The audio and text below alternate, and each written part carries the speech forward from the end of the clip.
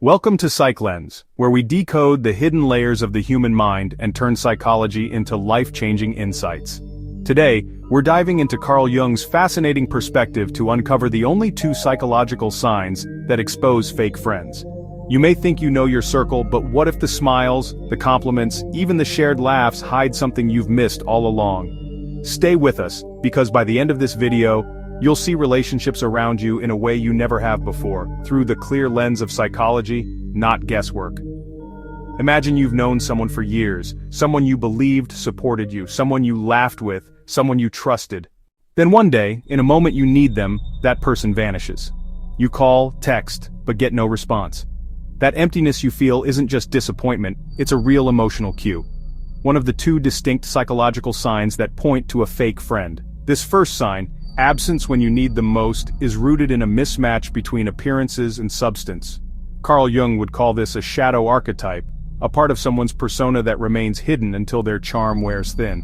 Real friends show up consistently, even when it's inconvenient or uncomfortable. A fake friend, by contrast, slips away when real connection or effort is required. Think about your own experience. You may remember telling someone upsetting news and expecting at least a few kind words. Instead, there's nothing. Silence, delay, or worse, a reply that's curt or emotionally absent. That moment is a psychological alarm bell. Genuine care dissolves when tested. It reveals that the earlier warmth wasn't rooted in empathy, but in convenience or image. What does this teach us? That friendship grounded in mutual support acts like a sturdy bridge. It bears weight in both directions. But when the foundation is just surface attraction, fun, status, proximity, the structure crumbles under strain. We can often excuse the absence, rationalize it, maybe they're busy, overwhelmed. Sometimes that's true. But when patterns repeat, the rationalizations pile up too thin.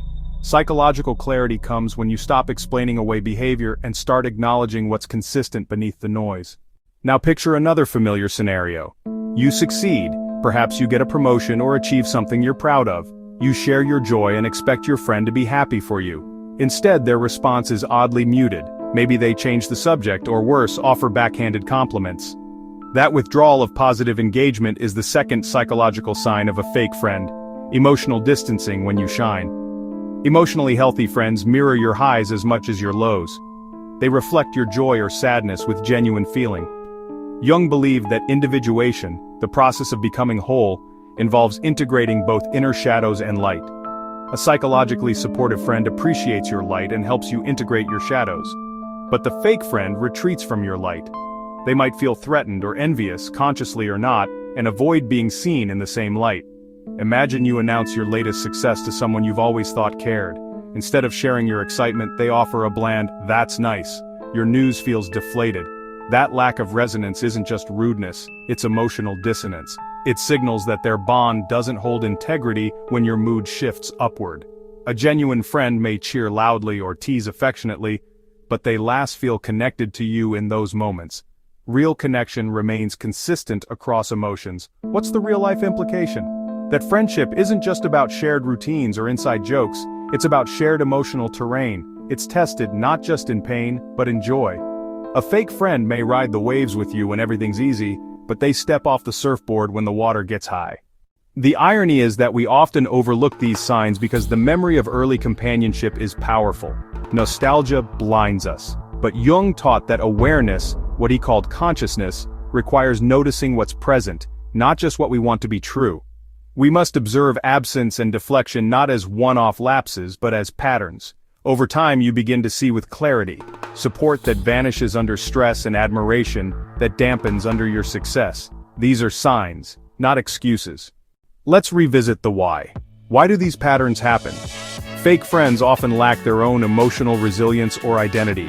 They lean on your moods to feel stable.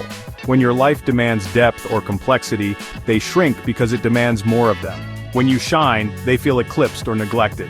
These reactions aren't malicious, they come from insecurity, from not being emotionally equipped to be fully present. But the impact on you is the same. You feel unseen, unsupported, tilted off balance. It's not about blaming or labeling people cruelly, it's about noticing alignment. Jung spoke of archetypal alignment. When two people's psyches harmonize, there's a sense of rhythm, of mutual resonance. Fake friendships are out of tune, they don't break badly, they just don't tune in when the melody changes. That dissonance matters. How might we respond? First, by honoring those moments of silence or coldness as information. Then, by adjusting expectations accordingly.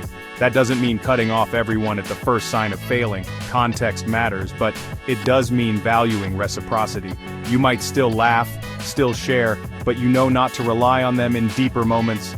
It's about preserving emotional resources and seeking bonds with people who can hold both joy and struggle with you. Pragmatically, you might choose to share your deeper thoughts with others or cultivate friendships more selectively. This doesn't make you cynical, it makes you wise. Recognizing these patterns in your relationships sharpens emotional clarity. It helps you invest in people whose support is congruent across stress and celebration. Ultimately, the two psychological signs, a vanishing friend in adversity and distance in your success, are not just red flags. They're mirrors. They reflect not only who the other person is, but also how you define friendship. Real friendship is a dynamic, living thing. It's not always perfect, but it's consistent, it shows up, it celebrates. As Jung would remind us, individuation, the journey toward whole being, is never solo. It happens in relationship. The friends who stand firm when things go wrong and who hold brightness when things go right are the companions of that journey. The ones who don't are not enemies. They're simply not part of the road ahead. And seeing that clearly, that knowing, is an act of alignment with your own psychological truth. So, the next time someone disappears when you need them or shrinks away when life rewards you, remember, it isn't about drama or accusations, it's about clarity, self-respect, and emotional wisdom. Carl Jung taught us that self-awareness lights up the shadows we ignore. The real friends will shine with you and stand beside you. The fake ones fade when the truth of your life grows too bright. This is your call to filter noise from connection, illusion from loyalty. Because the stronger your clarity, the richer and more authentic your life becomes. And here at PsychLens, we'll keep giving you the tools to see beyond the surface, so stay tuned, because your journey toward deeper psychological understanding has only just begun.